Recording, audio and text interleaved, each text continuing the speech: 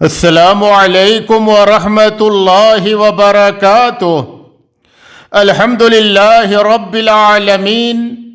والصلاة والسلام علی اشرف الانبیاء والمرسلین نبینا محمد وعلی آلہ وصحبہ اجمعین وبعد۔ معزز دینی بھائیو، آج کی اس مجلس میں ہماری گفتگو اخلاص کی اہمیت اور ریا و نمود کی مذمت کے تعلق سے ہوگی۔ جیسا کہ ہر مسلمان اس بات کو جانتا ہے کہ عبادات کی قبولیت کے لیے اخلاص کا پایا جانا یہ اہم ترین شرط ہے، اور قلبی عبادات میں سے سب سے اہم ترین عبادت اخلاص ہے۔ اگر کسی نیکی میں اخلاص نہ پایا جائے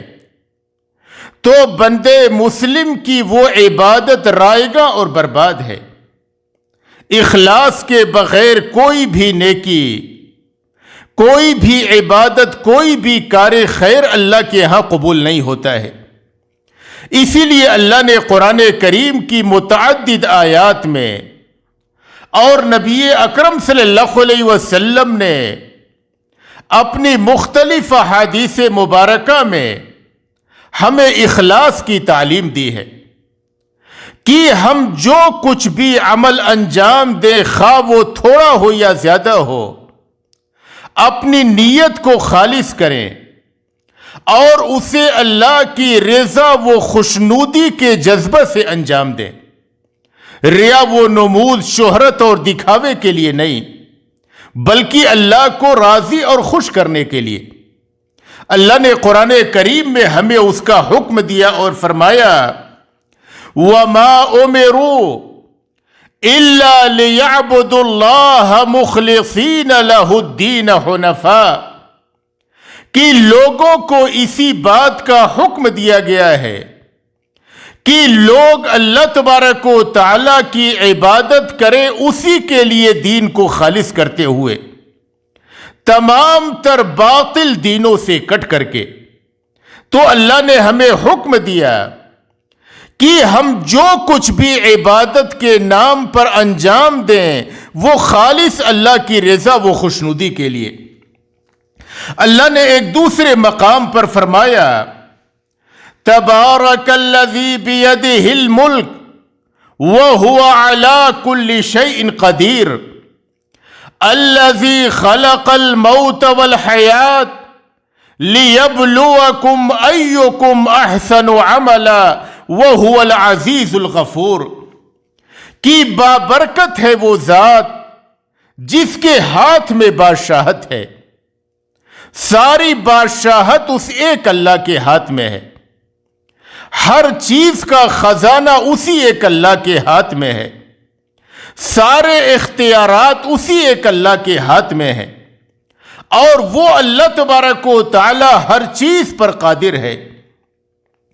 جس اللہ نے موت و حیات کو پیدا کیا تاکہ تمہیں آزمائے کہ تم میں سے اچھا عمل کون شخص کرنے والا ہے، کون شخص ہے جو اچھا عمل کرتا ہے۔ یعنی اللہ نے یہ نہیں فرمایا کہ کون شخص ہے جو زیادہ عمل کرتا ہے۔ اللہ تبارک و تعالیٰ کے ہاں اس عمل کا وزن ہے جو اچھا ہے، اور اچھے عمل سے مراد وہ عمل جو اللہ کے لیے خالص ہو اور نبی اکرم صلی اللہ علیہ وسلم کے بتلائے ہوئے طریقہ کے مطابق ہو۔ اگر عمل تھوڑا بھی ہو اور بندے مسلم نے نبی اکرم صلی اللہ علیہ وسلم کی سنت کے مطابق انجام دیا ہو اور اس کی نیت خالص ہو، اللہ کی رضا کے لیے انجام دیا ہو، تو یہ تھوڑا سا عمل اس بہت زیادہ عمل پر غالب آ جائے گا جو اخلاص سے خالی اور عاری ہو۔ فضیل بن عیاض رحمہ اللہ اس آیت کریمہ کی تفسیر میں لکھتے ہیں کہ اچھے عمل سے مراد وہ عمل ہے جو رضائے الہی کے لیے خالص ہو اور نبی اکرم صلی اللہ علیہ وسلم کی سنت کے مطابق ہو۔ لہذا اگر عمل خالص ہو لیکن سنت رسول کے مطابق نہ ہو تو وہ عمل باطل اور مردود ہے، اور اگر عمل سنت رسول کے مطابق تو ہو لیکن اس میں اخلاص نہ پایا جائے تو وہ عمل بھی رائگاں اور برباد ہے۔ لہذا ایک بندے مسلم جو بھی عمل کرے خواہ وہ تھوڑا ہی کیوں نہ ہو لیکن اپنی نیت کو خالص کرے، اللہ کی رضا و خوشنودی کے لیے انجام دے، شہرت اور دکھاوے کے لیے نہیں۔ اسی بنا پہ جب نبی اکرم صلی اللہ علیہ وسلم نے حاتم طائی کے بیٹے عدی نے پوچھا، حاتم طائی جو دنیا میں سخاوت میں مشہور تھے اور ان کی مثال دی جاتی ہے سخاوت میں، یعنی سخاوت کے ایک ضرب المثل بن گئے ہیں۔ ان کے بیٹے عدی جو مسلمان ہوئے تھے انہوں نے نبی اکرم صلی اللہ علیہ وسلم سے پوچھا کہ اے نبی صلی اللہ علیہ وسلم، میرے والد صلہ رحمی کرتے تھے، اپنے مال کو بہت زیادہ خرچ کرتے تھے، اپنے مال کو لٹاتے تھے، سخاوت میں مشہور تھے، کیا یہ چیزیں انہیں قیامت کے دن فائدہ دے گی؟ تو نبی اکرم صلی اللہ علیہ وسلم نے فرمایا، ان اباک اراد امرا فادرکہ، کہ یہ سارا کچھ جو وہ خرچ کرتے تھے، اپنے مال کو لٹاتے تھے، جو ان کا مقصد تھا انہیں مل گیا۔ ان کا جو مقصد تھا شہرت کا، انہیں دنیا میں شہرت حاصل ہو گئی، ان کے لیے آخرت میں کوئی اجر و ثواب نہیں ہے، اس لیے کہ انہوں نے یہ سارے اعمال دکھاوے اور شہرت کے لیے کیے تھے۔ نبی اکرم صلی اللہ علیہ وسلم نے ایک حدیث میں فرمایا، انما الاعمال بالنیات وانما لکل امرئ ما نوى، کہ اعمال کا دار و مدار نیتوں پہ ہے، یعنی اعمال کی قبولیت اور عدم قبولیت کا دار و مدار نیتوں پہ ہے، اور ہر شخص کو وہی چیز حاصل ہوگی جس کی وہ نیت کرے۔ جس آدمی نے اپنے عمل سے اللہ کے رضا و خوشنودی کی نیت کی تو اسے اللہ تبارک و تعالیٰ کی رضا اور خوشنودی حاصل ہوگی، اور جس آدمی نے اپنے عمل سے دکھاوا، شہرت، مدح سرائی، ان چیزوں کی نیت کی، اسے وہی چیز حاصل ہوگی۔ اللہ نے قرآن کریم میں فرمایا، قل انما انا بشر مثلکم یوحى الی انما الہکم الہ واحد فمن کان یرجو لقاء ربہ فلیعمل عملا صالحا ولا یشرک بعبادت ربہ احدا، کہ جو شخص اپنے رب سے ملاقات کی آرزو اور امید رکھتا ہو اسے چاہیے کہ وہ نیک عمل کرے اور اپنے اس عمل میں رب کی عبادت میں کسی اور کو شریک نہ ٹھہرائے، یعنی اپنی نیت کو خالص کرے، اللہ واحد کے لیے اس عبادت کو انجام دے اور اس عبادت میں کسی اور کی رضا و خوشنودی یا دکھاوا اور شہرت کو داخل نہ کرے۔ محمود بن لبید رضی اللہ عنہ بیان کرتے ہیں کہ نبی اکرم صلی اللہ علیہ وسلم نے فرمایا،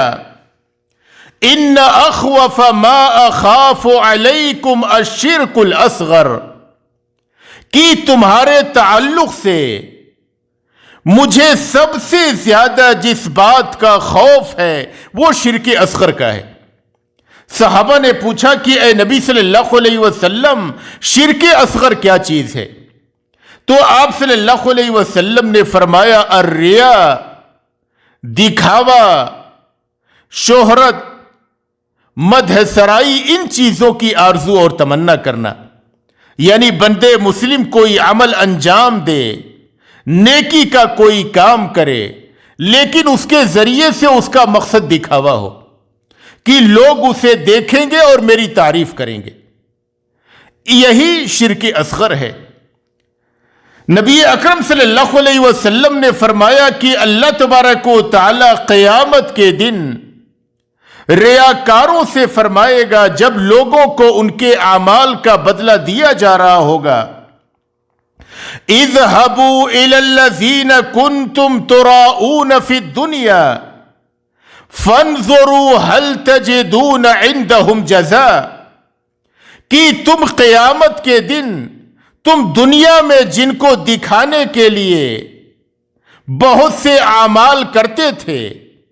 जाओ देखो क्या तुम उनके पास कोई बदला पाते हो। अल्लाह क़यामत के दिन रियाकारों से कहेगा कि मेरे पास तुम्हारा कोई बदला नहीं है, इसलिए कि तुमने अमल को, इबादत को मेरे लिए अंजाम नहीं दिया था। तुमने जिसको दिखावे के लिए अंजाम दिया था, जिन लोगों को दिखाने के लिए, जाओ देखो उनके पास तुम्हें कोई बदला मिलता है या नहीं मिलता है। नबी अकरम सल्लल्लाहु अलैहि वसल्लम ने एक और हदीस में फरमाया, इन्नल्लाह अज़्ज़ व जल ला यक़बलु मिनल अमल इल्ला मा कान लहू खालिसन उब्तुग़िय बिही वजहु, कि बेशक अल्लाह तबारक व तआला उसी अमल को कबूल फरमाता है जो अल्लाह के लिए खालिस हो और उसके जरिए से अल्लाह की रज़ा व खुशनुदी चाही गई हो। उमूमन दिलों में फितरी तौर पे अगर आदमी कोई नेक काम करता है, कोई सखावत करता है, कोई फयाजी करता है या कोई दूसरा नेक काम करता है, उसके दिल में जज्बा आता है कि लोग देखें और उसकी तारीफ करें। इसी जज्बे को मारना और खत्म करना और अपने अमल को अल्लाह की रज़ा व खुशनुदी के लिए अंजाम देना, इसी का नाम इखलास है। जिस बंदे मुस्लिम ने अपनी इबादत को, अपने अमल को, अपनी किसी छोटी बड़ी नेकी को अल्लाह के लिए खालिस कर लिया, वही शख्स उस अमल पे अजर व सवाब पाएगा। लेकिन जिसने दिखावे और शोहरत के लिए, या ये कि लोगों में अपनी मदह सराई के लिए, या ये कि लोगों में नेक और साले शुमार किए जाने के लिए इबादत अंजाम दिया, वो अल्लाह के यहाँ गैर काबिल कबूल हैं। सौबान रजी अल्लाह अन्हु बयान करते हैं कि नबी अकरम सल्लल्लाहु अलैहि वसल्लम ने फरमाया, लअअलमन्न अक़वामन मिन उम्मती यअतून यौमल क़ियामह बिहसनातिन अमसाल जिबाल तिहामा, कि मैं अपनी उम्मत के कुछ लोगों को जानता हूं जो क़यामत के दिन तहामा पहाड़ के बराबर नेकी लेकर के आएंगे। फयजअलुहा अल्लाहु अज़्ज़ व जल हबाअ मंसूरा, अल्लाह तबारक व तआला उनकी सारी नेकियों को खशो खाशाक की तरह से उड़ा देगा। उन नेकियों का अल्लाह के यहां कोई वजन न होगा। हजरत सौबान इस बात को सुन करके वो घबरा गए कि ऐ नबी सल्लल्लाहु अलैहि वसल्लम, आप वजाहत फरमा दीजिए, हमें बतला दीजिए कि वो कौन से लोग होंगे। कहीं ऐसा ना हो कि हम भी उसमें वाक़े हो जाएं और हम इस बात से नाआशना हो। तो नबी अकरम सल्लल्लाहु अलैहि वसल्लम ने फरमाया कि वो तुम्हारे ही जैसे लोग होंगे, तुम्हारी ही नस्ल और रंग के लोग होंगे। याखुज़ून मिनल लैल कमा ताखुज़ून, वो रात में वैसे ही नमाजें पढ़ते होंगे जैसे तुम पढ़ते हो। वलाकिन्नहुम अक़वामुन इज़ा खलौ बिमहारिमिल्लाहि इंतहकूहा, لیکن وہ لوگ ہوں گے کہ جب تنہائی میں ہوتے ہوں گے تو اللہ کی حرام کردہ امور کا ارتکاب کرتے ہوں گے، تنہائیوں میں چھپ چھپ کر کے گناہ کے کام کرتے ہوں گے، اور ایسا اس لیے ہوگا کہ ان کی اللہ سے خشیت اور خوف اس میں اخلاص نہ ہوگا۔ لوگوں کے سامنے تو نیک بنے ہوئے پھرتے ہوں گے، لوگوں کے سامنے دکھاوے کے لیے نیک اعمال تو کرتے ہوں گے، لیکن تنہائی میں گناہ کے کام کرتے ہوں گے۔ یعنی خشیت الہی میں اخلاص کے نہ ہونے کی وجہ سے ان کا معاملہ خلوت میں کچھ اور ہوگا اور جلوت میں کچھ اور ہوگا۔ لوگوں کے سامنے دکھانے کے لیے بہت ساری نیکیاں کریں گے، لیکن جب انہیں تنہائی میں گناہ کا موقع ہاتھ آئے گا تو وہ گناہ کے کاموں کا ارتکاب کریں گے۔ نبی اکرم صلی اللہ علیہ وسلم کی ایک حدیث جسے شفیع الاصبحی بیان کرتے ہیں، آپ ذرا اس حدیث پر غور کریں اور اخلاص کا فقدان کس قدر سنگین اور خطرناک ہے اس کا اندازہ لگائیں۔ شفیع الاصبحی بیان کرتے ہیں کہ میں مدینہ منورہ آیا، میں نے دیکھا کہ ایک شخص بیٹھے ہوئے ہیں اور لوگ ان کے گرد اکٹھا ہیں۔ میں نے پوچھا کہ یہ کون شخص ہیں؟ تو لوگوں نے بتایا کہ یہ ابو ہریرہ رضی اللہ عنہ، ایک جلیل القدر صحابی، وہ ہیں جو لوگوں سے نبی اکرم صلی اللہ علیہ وسلم کی حدیث بیان کر رہے ہیں۔ شفیع الاصبحی کہتے ہیں کہ میں بھی جا کر کے اس مجلس میں بیٹھ گیا۔ جب ابو ہریرہ رضی اللہ عنہ خاموش ہوئے اور تنہائی میں ہوئے تو میں نے ان سے کہا کہ آپ مجھ سے نبی اکرم صلی اللہ علیہ وسلم کی وہ حدیث بیان کیجئے جسے آپ نے نبی اکرم صلی اللہ علیہ وسلم کی زبان مبارک سے ڈائریکٹ سنا ہو۔ ابو ہریرہ رضی اللہ عنہ کہنے لگے کہ میں تم سے ضرور نبی اکرم صلی اللہ علیہ وسلم کی اس حدیث کو بیان کروں گا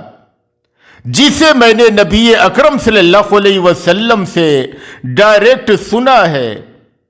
میرے کانوں نے اسے سنا ہے، میری عقل نے اسے سمجھا ہے۔ لیکن اس حدیث کے بیان کرنے سے پہلے ابو ہریرہ رضی اللہ عنہ پر بے ہوشی طاری ہو جاتی ہے۔ اس حدیث کی ہیبت کی وجہ سے، اس حدیث کی سنگینی اور اس میں جو بات بیان کی گئی اس کی ہولناکی کی وجہ سے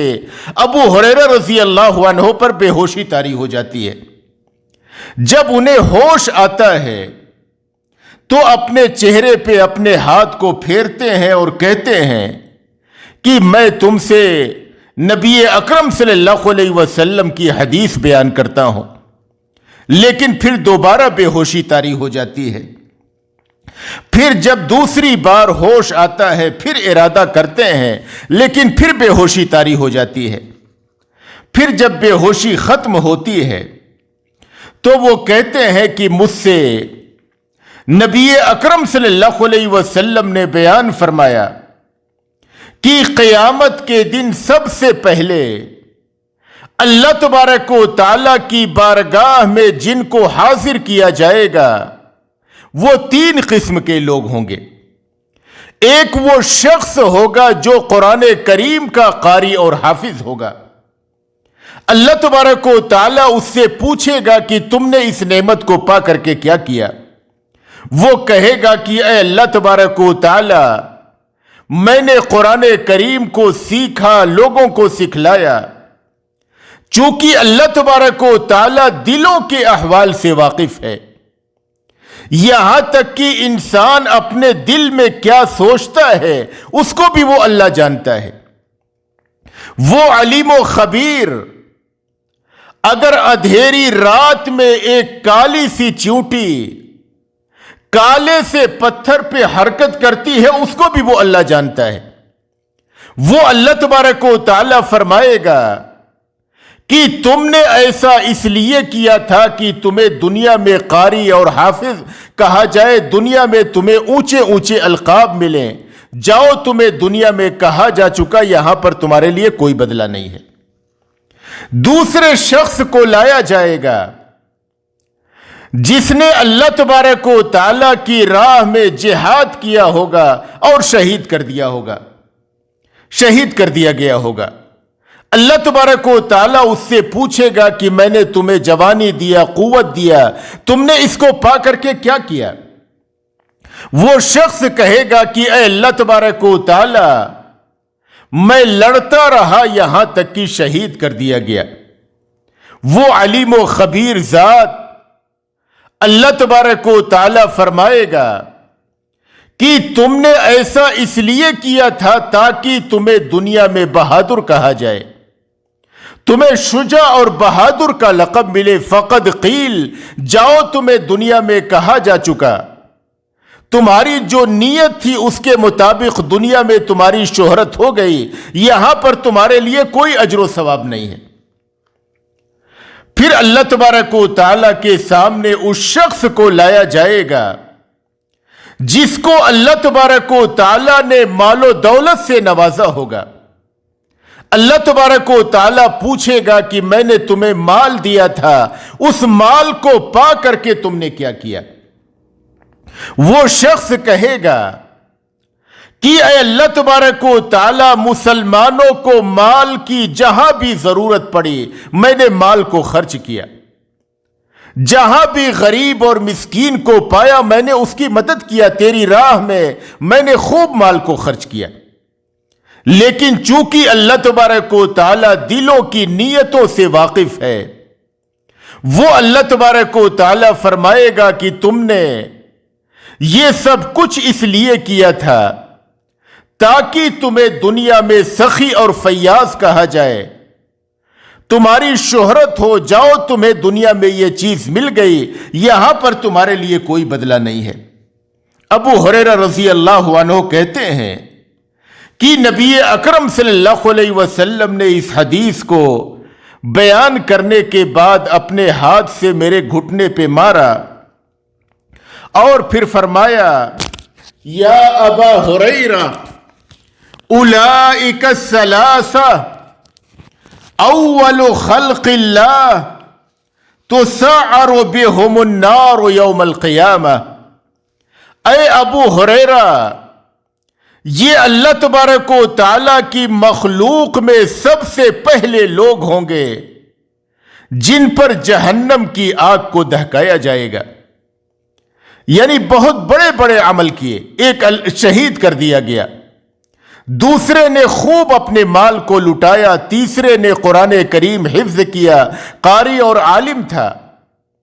لیکن ان کی ساری یہ نیکیاں، ساری کاوشیں، ساری محنتیں ضائع اور برباد ہو گئیں اخلاص سے خالی اور عاری ہونے کی وجہ سے۔ صحیح ابن حبان میں یہ اضافہ ہے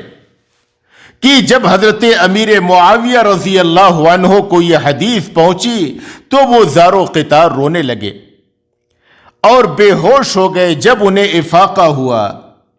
تو انہوں نے کہا کہ اللہ اور اس کے رسول نے سچ فرمایا، من کان یرید الحیات الدنیا وزینتها نوفی الیہم اعمالہم فیہا وہم فیہا لا یبخسون، کہ جو شخص دنیاوی زندگی اور اس کی زینت کو چاہے ہم اس کے اعمال کا بدلہ اسی دنیا میں دے دیں گے، اس میں کوئی کمی نہیں کی جائے گی۔ اولئک الذین لیس لہم فی الآخرۃ الا النار وحبط ما صنعوا وباطل ما كانوا یعملون۔ یہی وہ لوگ ہیں جن کے لیے آخرت میں جہنم کے علاوہ کچھ بھی نہیں ہے، ان کی ساری نیکیاں ضائع اور برباد ہو گئیں اخلاص کے نہ ہونے کی وجہ سے۔ یہی وہ لوگ ہیں جن کے لیے آخرت میں جہنم کے علاوہ کچھ بھی نہیں ہے۔ جو کچھ انہوں نے کیا تھا دنیا میں وہ ضائع اور برباد ہو گیا۔ اور جو کچھ وہ کرنے والے تھے سب کا سب حقارت ہونے والا تھا۔ تو اخلاص کی اس قدر اہمیت ہے اور ریا و نمود اس قدر سنگین گناہ ہے کہ بندے مسلم کی جس نیکی میں، جس عمل میں ریا و نمود پایا جائے، گرچہ پہاڑ کے برابر وہ نیکی کیوں نہ ہو، وہ ضائع اور برباد ہو جاتی ہے۔ حتیٰ کہ اگر ایک شخص علم دین کی طلب میں ہے، جو ایک اشرف اور افضل عبادت ہے، انتہائی مستحب اور عمدہ عمل ہے،